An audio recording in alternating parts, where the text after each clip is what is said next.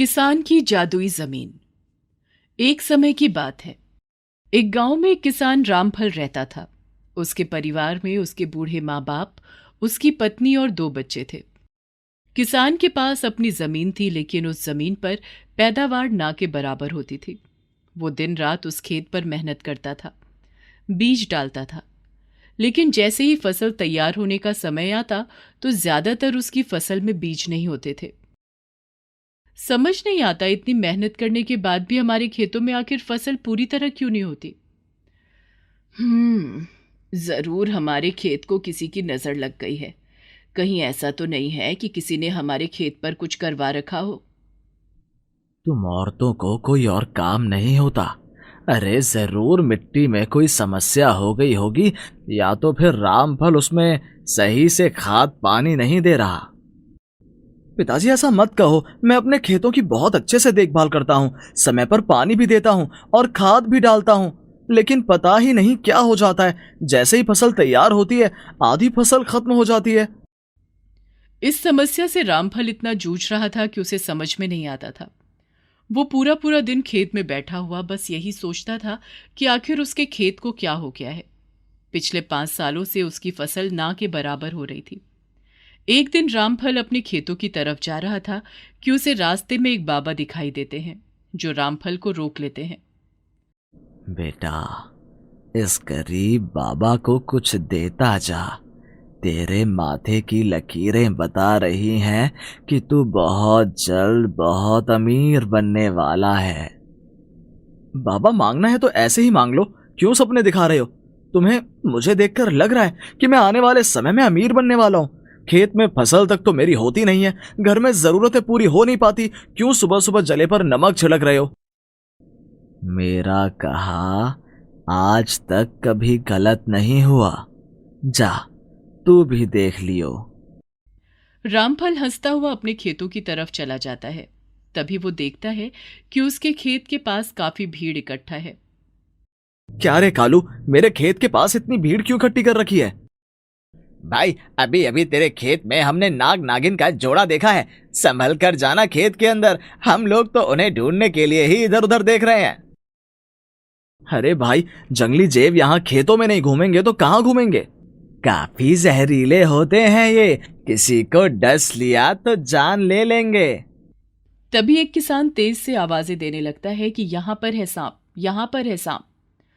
सब अपनी लाठी डंडे लेकर उधर की तरफ भागने लगते हैं। रामफल भी भागने लगता है और वो देखता है कि सब उसके खेतों की फसल को खराब करते हुए खेतों के बीच जा रहे हैं। ये देखकर रामफल सबको आवाज लगाकर रोक लेता है। ओ भाइयों, तुम्हारे सांप खोजने के चक्कर में क्यों मेरी फसल खराब कर रहे हो? अभी के अभी मेरे खेत से निकलो यार, सांप मेरे खेत में है ना, जो करेंगे मुझे करेंगे, भगवान के लिए मेरी फसल खराब मत करो। तभी नाग नागिन का जोड़ा वहां दिखाई देता है। रामफल जाकर उनके सामने खड़ा हो जाता है और सब लोगों को वहां से भगा देता है। सब लोग रामफल को खरी खोटी सुनाकर वहां से चले जाते हैं। उनके जाने के बाद आप भी जाओ यहाँ से, आपके चक्कर में मेरी फसल का कितना नुकसान हो गया। एक तो वैसे ही फसल अच्छी नहीं होती, ऊपर से आज ये सब हो गया। जाओ भाई जाओ, जहां घूमना है घूमो। नाग नागिन का जोड़ा वहां से चला जाता है और रामफल उदास सा मन लेकर वहीं पेड़ के नीचे बैठ जाता है। बेचारे बेजुबान जीवों को मारने के लिए इन लोगों ने मेरी फसल तक खराब कर दी। अब क्या होगा, कुछ समझ नहीं आ रहा। अगर यही हाल रहा तो मैं ये सब कुछ छोड़कर चला जाऊंगा, या तो फिर मैं अपनी जान दे दूंगा। तभी रामफल को अपने पैरों के पास एक चमकती हुई चीज दिखाई देती है। इतनी अद्भुत चमकती हुई चीज उसने आज से पहले कभी नहीं देखी थी। वो उसे हाथ में उठाकर देखता है तो उसके अंदर एक चमकती हुई दुनिया दिखाई देती है। अब ये क्या चीज है? कितनी चमकीली और अद्भुत है, और ये तो गर्म भी काफी है। तभी रामफल देखता है कि सरसराहट की आवाज के साथ वो नाग नागिन का जोड़ा उसके पास आता है और अचानक से ही वो दोनों इंसान के रूप में आ जाते हैं। रामफल, आज तुम्हारी वजह से ही हम दोनों की जान बच पाई है। तुम्हारा बहुत बहुत धन्यवाद। तुम्हारे हाथ में जो ये चमकीली चीज है, ये हमारी है। इसके बिना हम दोनों अधूरे हैं। क्या तुम हमें हमारी चीज वापस लौटा दोगे? हाँ हाँ, क्यों नहीं। आपकी चीज है, आप ले लीजिए। पर ये है क्या? ये बहुत कीमती है। ये मणि है।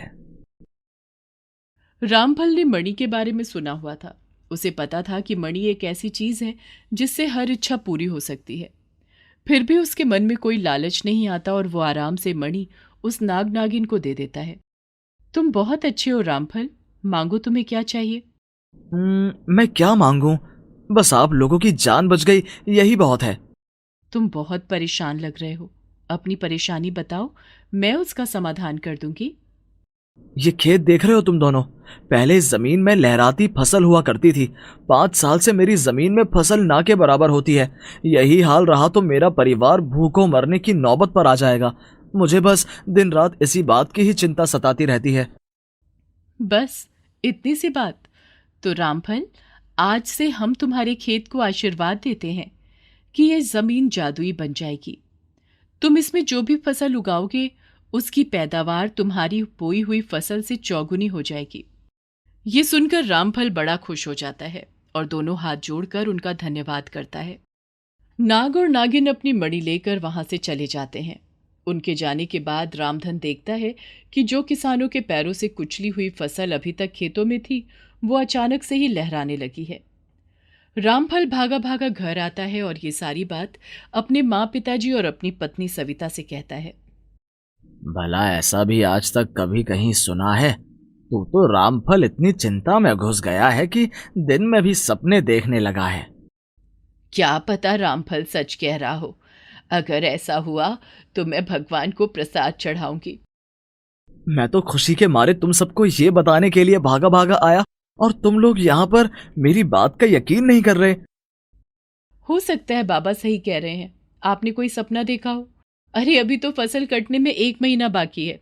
बाकी सच्चाई तब पता चल जाएगी। पर बच्चों के आगे आप ये सब मत कहना, वरना सारे गांव में ढिंढोरा पीट देंगे। और अगर ऐसा कुछ नहीं हुआ तो फिर बड़ी जगह घसाई होगी। मुझे तो लगता है तुम सबको मेरे ऊपर विश्वास ही नहीं रहा। लोग सही कहते हैं, जब बुरा वक्त आता है तो सबसे पहले अपने ही साथ छोड़ते हैं। मैं झूठ नहीं कह रहा, नाग नागिन ने खुद मुझे आकर ये बात बोली। कोई बात नहीं, 1 महीने बाद सब दूध का दूध और पानी का पानी हो जाएगा। घर में रामफल की बातों पर किसी को भी यकीन नहीं होता। सबको लगता है कि उसने जरूर कोई सपना देखा है, क्योंकि वो काफी दिनों से परेशान चल रहा था। तभी रामफल के दोनों बच्चे भाग कर आते हैं और अपने बाबा के गले लगकर फरमाइश करने लगते हैं। बाबा, वो पड़ोस में मेरी सहेली मीनू रहती है ना, उसके पापा ने उसको एक बहुत सुंदर गुड़िया ला कर दी है। वो बोलती भी है। बाबा, उसमें एक बटन लगा हुआ है, जैसे ही उसे दबाओ वो बोलने लगती है। मुझे भी ऐसी गुड़िया चाहिए बाबा, आप मेरे लिए ऐसी गुड़िया लेकर आओ ना। और तुमने देखा था उसके बाबा अपने बेटे के लिए कितने सुंदर जूते लेकर आए हैं। बाबा, मुझे भी ऐसे ही जूते चाहिए। ठीक है मेरे बच्चों, ये फसल तैयार होने दो, मैं तुम दोनों को तुम्हारी पसंद की चीज दिलाऊंगा। पक्का वादा ना बाबा? पक्का वादा ना बाबा? बिल्कुल पक्का वादा। दोनों बच्चे खुशी खुशी फिर बाहर खेलने चले जाते हैं। अब बच्चों से झूठा वादा करने की क्या जरूरत थी? पता तो है अपने हालात कैसे चल रहे हैं। तुम लोगों को यकीन हो ना हो, लेकिन मुझे पूरा यकीन है कि मेरी फसल इस बार बहुत अच्छी होगी। देखते देखते 1 महीना भी बीत जाता है। किसान अपनी फसलों को काटना शुरू कर देते हैं। रामफल अपने खेतों को देखता है। उनकी हालत ज्यों की त्यों थी। फसल तो सारे खेत में खड़ी हुई थी, लेकिन और किसानों की फसल से कमजोर लग रही थी। बड़े दुखी मन से रामफल अपने खेतों की कटाई शुरू करता है। सारी गेहूं की फसल इकट्ठी करने के बाद जब वो उनमें से दाने निकालने के लिए मशीन में डालता है तो हैरान हो जाता है। बोरियों पर बोरियां भर जाती है। आसपास के किसान भी बड़े हैरान होते हैं। क्या चमत्कार हो रहा है रामफल, तेरे खेत तो इतने कमजोर थे, फिर इतने सारे गेहूं कैसे? हमें भी बता दे, तेरी फसल में ऐसा क्या था कि दिखने में तो ऐसी थी और अब बोरियों पर बोरियां भरी जा रही हैं। ये सब तो भोलेनाथ की कृपा है, अब मैं क्या बताऊं। सविता जब अपने पति को खेतों में रोटी देने के लिए आई तो उसने भी देखा कि रामफल से बोरियां संभाली तक नहीं जा रही। इतनी सारी बोरियों में गेहूं भरा हुआ था। सविता खुशी के मारे फूली नहीं समाती। हे भगवान, यानी कि तुम उस दिन सच कह रहे थे। ये उस नाग नागिन का ही आशीर्वाद है। अब हमारी जमीन जादुई है, इस पर जो भी फसल लगेगी वो इतना ही मुनाफा देगी। देखा तुमने, उस दिन सबको मेरी बात झूठ लग रही थी। रामफल सारी गेहूं की बोरी उठाकर घर ले आता है और उसमें से आधी फसल वो बाजार में बेच देता है, जिसका उसे बहुत अच्छा दाम मिलता है। आते वक्त वो अपनी बेटी और बेटे के लिए गुड़िया और जूते लेकर आता है, अपने माता पिता और सविता के लिए कपड़े। बहुत समय बाद आखिर वो अपने परिवार के लिए कुछ लेकर आता है। बच्चे अपनी चीजें देखकर बहुत खुश होते हैं और रामफल के माता पिता भी उसे आशीर्वाद देते हैं। सविता बड़ी खुश होती है। उसे बहुत सालों बाद रामफल ने साड़ी लाकर दी थी। 2-3 साल के अंदर ही रामफल की माली हालत बहुत अच्छी हो जाती है। तब उसे बाबा की बात भी याद आती है कि जल्दी ही तू अमीर होने वाला है। रामफल और उसकी पत्नी सविता मंदिर जाकर भगवान को धन्यवाद देते हैं और गरीबों को खाना खिलाते हैं। गरीब की KGF 2। मंगलू एक गरीब किसान था और एक छोटे से गांव में अपनी पत्नी और बच्चों के साथ रहता था। उस गांव में ज्यादातर किसान थे और फसल पूरी तरह मौसम के ऊपर रहती थी। एक दिन दोपहर को मंगलू कुछ किसानों के साथ खेत के पास बैठा था। इस बार लगता है कि फसल अच्छी हो जाएगी। बहुत सालों बाद ऐसा होगा कि फसल अच्छा मुनाफा देगी।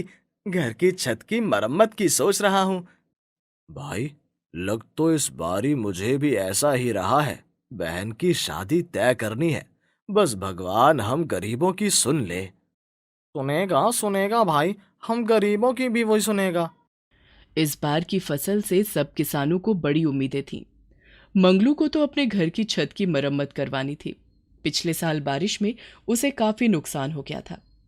शाम को जब मंगलू घर आता है, उसके दोनों बच्चे गोलू और गुड़िया भागकर अपने बाबा के गले लग जाते हैं। सारी दुनिया में घूम कर आ जाओ, लेकिन जो सुकून घर में आकर बच्चों के गले लगने का है, वो कहीं नहीं है। ये बात तो सच कही है जी आपने। हाथ मुंह धो लो, मैं कुछ खाने को ले आती हूँ। बाबा, बाबा, आज गोलू ने मेरी किताब फाड़ दी है, मुझे दूसरी किताब चाहिए। गोलू बेटा, तेरे से कितनी बार कहा है, अपना गुस्सा सामान के ऊपर मत उतारा कर। देख, बैठे बिठाए तूने नुकसान कर दिया। ला गुड़िया, मेरे को अपनी किताब दिखा। मंगलू किताब को लेकर अच्छे से चिपका देता है। गुड़िया बेटा, इतनी भी नहीं फटी थी, देख हो गई ना फिर से तैयार। चीजों की कदर करना सीखो। अपनी किताब को वापस से ठीक ठाक पाकर गुड़िया खुश हो जाती है। सारा परिवार बैठकर एक साथ भोजन करता है और सब सो जाते हैं। अगली सुबह बच्चों के स्कूल जाने के बाद मंगलू भी तैयार होकर खेतों के लिए निकलने लगता है। सुनते हो, इस बार छत की मरम्मत करवा दो। मैं तो परेशान हो गई हूँ। कितना भी घर साफ कर दो, पूरा दिन धूल मिट्टी घर में पड़ी रहती है।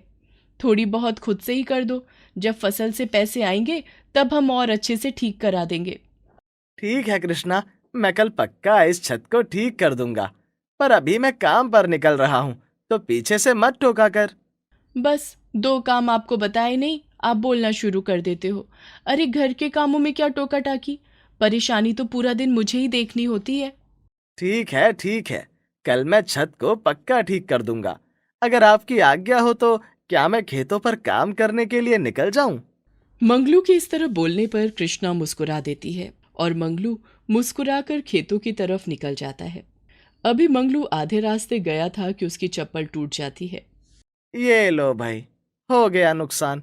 अब आस पास कोई मोची देखना पड़ेगा। थोड़ा आगे जाने पर उसे मोची दिखाई देता है। वो अपनी चप्पल मोची को देता है। अरे भाई, इस चप्पल को कब तक चलाएगा? ये तो पूरी घिस गई है। जहां से टूटी है वहां से जोड़ दो, अभी चल जाएगी 1-2 महीना और।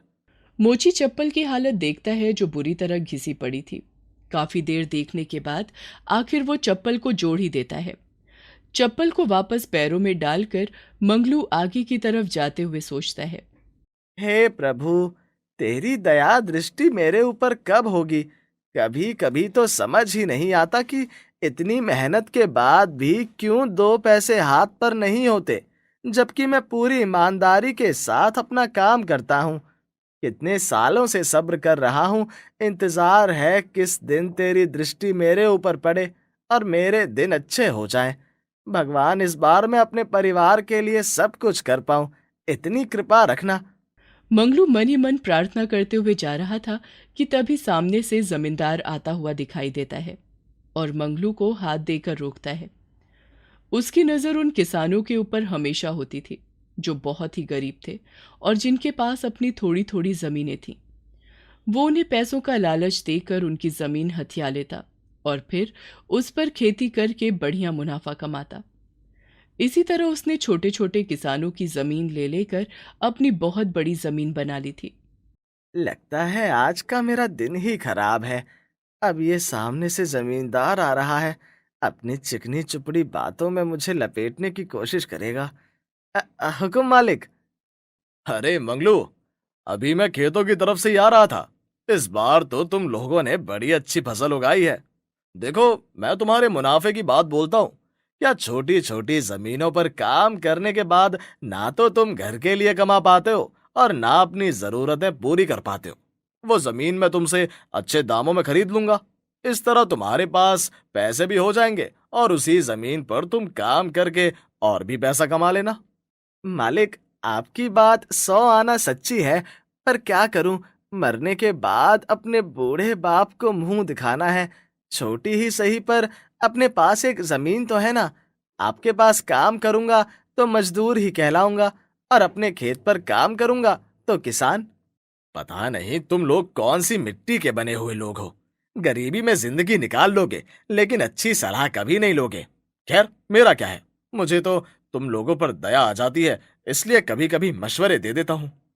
ऐसा बोलकर जमींदार वहां से चला जाता है और मंगलू अपने खेत में पहुंच जाता है। खेत में पहुंचकर वो मिट्टी को अपने सिर से लगाता है और फिर छोटी हो या बड़ी हो, अपनी जमीन की तो बात ही कुछ और होती है। जमींदार सोचता है कि हम लोग बेवकूफ हैं। अरे छोटी ही सही, अपनी जमीन के मालिक तो हैं। मंगलू को अपनी जमीन से बहुत प्यार था। ये उसकी रोज की दिनचर्या थी और उसे ये सब करना बहुत अच्छा लगता था। मंगलू जितना अपनी जमीन से प्यार करता है उतना ही अपने परिवार से भी। धीरे धीरे 1.5 महीना बीत जाता है और फसल तैयार होकर खड़ी हो जाती है। अपने खेतों के बीच में खड़ा हुआ मंगलू भगवान को हाथ जोड़कर धन्यवाद देता है। क्यों रे मंगलू भैया, क्या सोचा? कब से कटाई शुरू कर रहे हो? मैं सोच रहा हूँ कि परसों सुबह सुबह कृष्णा और मैं आकर फसल को काट लेंगे। थोड़ा टाइम तो लग ही जाएगा। मैं तो आज ही कटाई शुरू कर रहा हूँ। फिर बहुत सारे घर के काम हैं। बहन के ससुराल भी जाना है, रिश्ता तय करने की बात हो चुकी है। चलो भाई, ये जिम्मेदारी भी तेरी खत्म हो जाएगी। कोई मदद चाहिए कटाई में तो बताना। नहीं नहीं भैया, पूछ लिया इतना ही बहुत है। अच्छा, चलता हूँ। किसानों ने अपने खेतों पर कटाई शुरू कर दी थी। मंगलू ने कटाई का दिन परसों चुना। 2 दिन बाद ही कृष्णा और मंगलू अपने खेतों में कटाई शुरू करते हैं। भरी दोपहरी में तपते सूरज के नीचे चेहरे से पसीना पोंछते पोंछते कटाई करना बस ये एक किसान ही कर सकता है। इतनी मेहनत का काम और मजाल है जो चेहरे पर जरा सी भी शिकन आती हो। खुशी खुशी अपने काम को अंजाम देते हुए वो आधे खेत की कटाई कर देते हैं। शाम को दोनों थके हारे घर को चले जाते हैं। माँ, बाबा, हो गई कटाई? माँ, कल हमारी छुट्टी है, हम भी खेतों पर जाएंगे। ठीक है बेटा, कल हम सब मिलकर कटाई करेंगे। चलो अब तुम दोनों बैठो, मैं जरा सबके लिए खाने को कुछ बनाती हूँ। अगली सुबह मंगलू सपरिवार अपने खेत की कटाई शुरू करता है। शाम हो जाती है, पूरे खेत की कटाई हो जाती है और सारा अनाज खेत के बीच में इकट्ठा कर दिया जाता है। कृष्णा, तू बच्चों को लेकर घर चली जा, मैं यहीं खेतों में रुकूंगा। हे भगवान, मेरा जी क्यों घबरा रहा है। देख तो, इस मौसम में तो कभी बादल नहीं आते। भगवान पर भरोसा रखो, वो कुछ गलत नहीं करेंगे। बादल ही तो है, यहाँ से आकर गुजर जाएंगे। इस मौसम में बारिश नहीं होती, भूल गए क्या? भगवान, बादल चले जाएं, बारिश ना हो। कृष्णा बच्चों को लेकर घर आ जाती है और मंगलू वहीं खेत में अपना गमछा डालकर अनाज के पास लेट जाता है। थोड़ा ही समय बीता होता है कि अचानक से काले बादल घने बादलों में बदलना शुरू हो जाते हैं और तेज हवा चलने लगती है। मंगलू जिस चीज से डर रहा था वो हो रही थी। आसपास से वो सूखे पेड़ों की टहनियां लाकर अनाज के ऊपर डालने लगता है, पर होनी को तो कुछ और ही मंजूर था। थोड़ी ही देर बाद भयानक तूफान शुरू हो जाता है। मंगलू वहीं अपने अनाज के पास पैरों में मुंह देकर बैठ जाता है और देखते ही देखते इतनी तेज बारिश हो जाती है कि इससे पहले मंगलू ने इतनी तेज बारिश अपने जीवन में नहीं देखी थी। आसपास के खेतों के किसान भी घबरा जाते हैं, हाथ जोड़ जोड़ कर भगवान से बोलते हैं कि प्रभु, फसल को खराब मत करना, रोक लो इस बारिश और तूफान को रोक लो। आज बारिश थी कि रुकने का नाम ही नहीं ले रही थी। तेज से तेज वो और तेज हो गई। मंगलू की आंखों में आंसू आ जाते हैं। तभी वो देखता है कि उसके खेत की जमीन धंसने लगी है। हे भगवान, क्या हो रहा है? मेरी जमीन धस क्यों रही है? मैं तो बचपन से इस खेत को देखता हुआ आ रहा हूँ। आज तक इस तरह मिट्टी कभी नीचे नहीं हुई। देखते ही देखते मंगलू के खेत की मिट्टी नीचे से नीचे और नीचे जाने लगती है। पूरे खेत में 2.5 से 3 फुट का गड्ढा बन जाता है। खेत में रखा हुआ अनाज खड्डे में बारिश की वजह से बहने लगता है। अब मंगलू के सब्र का बांध टूट जाता है और वो गीली मिट्टी पर हाथ मार मार कर रोने लगता है। अपने खेत में हुए नुकसान से मंगलू पूरी तरह बौखला जाता है। वो धसी हुई मिट्टी के बीच में बैठकर मिट्टी को इधर उधर करता हुआ जोर जोर से रोने लगता है। तभी बहुत तेज से बिजली चमकती है और मंगलू देखता है कि उसके हाथ सोने की तरह चमक रहे हैं।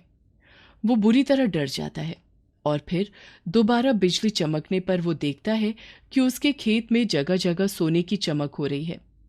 वो अपने हाथों को मिट्टी में डालता और बाहर निकालता। फिर वो घबराकर खड़ा हो जाता है तो देखता है उसके पैरों और हाथों पर सोना ही सोना लगा होता है। तभी दूसरे किसान भी मंगलू के खेत में इतनी चमक देखकर मंगलू के पास आते हैं। बारिश इतनी तेज होती है कि एक दूसरे की आवाज भी सुनाई नहीं देती। फिर 2 किसान मंगलू के बिल्कुल पास आते हैं और अरे मंगलू, तेरे खेत की जमीन सारी धस गई है। और ये क्या? मुझे तो लग रहा है तेरी जमीन के नीचे सोना।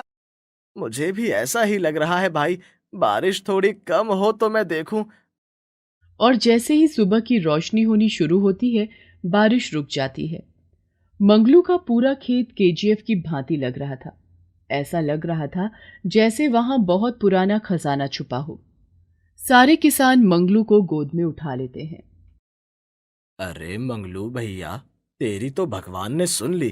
तेरे खेत के नीचे तो सोने का खजाना है। तू तो अमीर हो गया मंगलू। मंगलू को अभी भी अपनी आंखों के ऊपर बिल्कुल भी यकीन नहीं था। वो बार बार मिट्टी में दबे हुए सोने को अपने हाथ में लेकर देख रहा था और थोड़ी ही देर में ये बात आग की तरह पूरे गांव में फैल जाती है। कृष्णा भी दोनों बच्चों के साथ खेत में दबा सोना देखने आती है और ये बात सरकारी महकमे तक पहुंच जाती है। महकमे के लोग आकर मंगलू की जमीन को सीज कर देते हैं। उसके बाद मिले खजाने का 20% के करीब वो मंगलू को दे देते हैं। अब मंगलू अपने गांव के जमींदार से भी ज्यादा अमीर होता है। उसकी सब समस्याओं का हल हो जाता है और पूरे गांव में मंगलू की जमीन गरीब की केजीएफ के नाम से मशहूर हो जाती है।